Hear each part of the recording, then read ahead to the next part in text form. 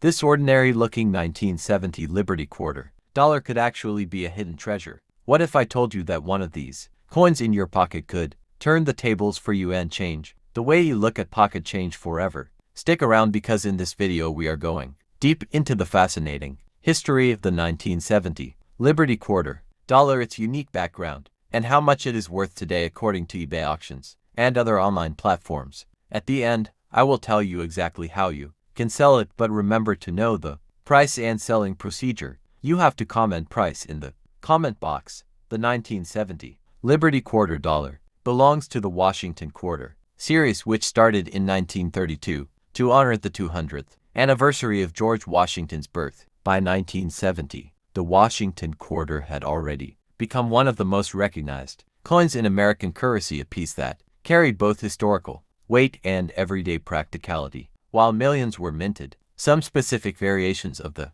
1970 quarter became incredibly valuable over time, especially those with rare errors and proof mintings. The obverse of the 1970 quarter features the iconic portrait of George Washington sculpted by John Flanagan, a design that had been in place since 1932. Washington's side profile on the obverse represents the spirit of American independence, leadership, and resilience. His strong gaze reminded Americans of their first president, a man who laid the foundations of democracy and liberty. On the reverse, you see the majestic bald eagle with outstretched wings, clutching arrows and an olive branch. This image was meant to reflect the balance of strength and peace, with arrows symbolizing defense and the olive branch symbolizing diplomacy. Every time someone held a 1970 quarter, they were reminded of these national ideals. What makes the 1970 Liberty quarter so special, however, goes beyond its patriotic design. This was an era of transition in U.S. coinage. The country had moved away from silver in circulating coins after 1964, and by 1970, quarters were minted in a copper-nickel-clad composition. This change affected both collectors and ordinary citizens, as the new coins had a different look and feel compared to their silver predecessors. But here's where the story takes an exciting turn. Some 1970 quarters, particularly the 197OS proof quarters, are known for rare minting errors and unique characteristics. One of the most famous is the 1970S proof quarter, struck on a Canadian quarter from 1941. These errors are unbelievably rare, and they have fetched thousands of dollars at auctions. That means a single 1970 quarter could be worth more than an entire roll of modern quarters combined. Even regular 1970 quarters in pristine condition can attract strong collector interest. Coin grading plays a huge role here. Coins graded by professional services like PCGS or NGC with a high mint state rating can bring significant value on platforms like eBay.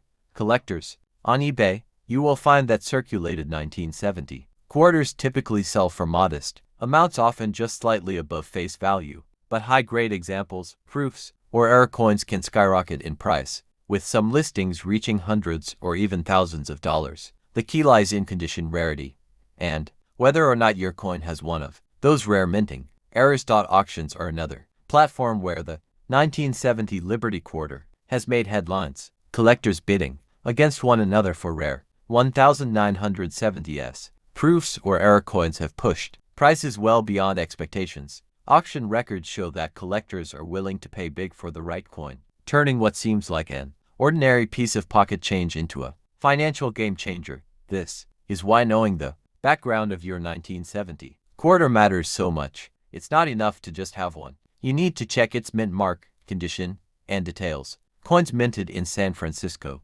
Denver, or Philadelphia can have different values, depending on how they were struck and preserved. Proof coins, especially those struck in San Francisco with the S mint mark, are the ones that often hold the most interest for serious collectors. Think about it this way. Millions of people spend quarters every day without thinking twice, but somewhere out there, a 1970 Liberty quarter is sitting unnoticed in someone's drawer, purse, or coin jar, waiting to surprise its owner. That's what makes coin collecting so exciting. You never know when you might stumble upon a piece of history with hidden worth. For collectors, the 1970 Liberty quarter is more than just money. It's a piece of America's cultural and political story. It reminds us of a time when the nation was changing, when the Vietnam War, the space race, and the civil rights movement were shaping the American identity. Holding this coin connects you to that era, as if the coin itself carries the memory of those turbulent but transformative years. And for those who are just starting in coin collecting,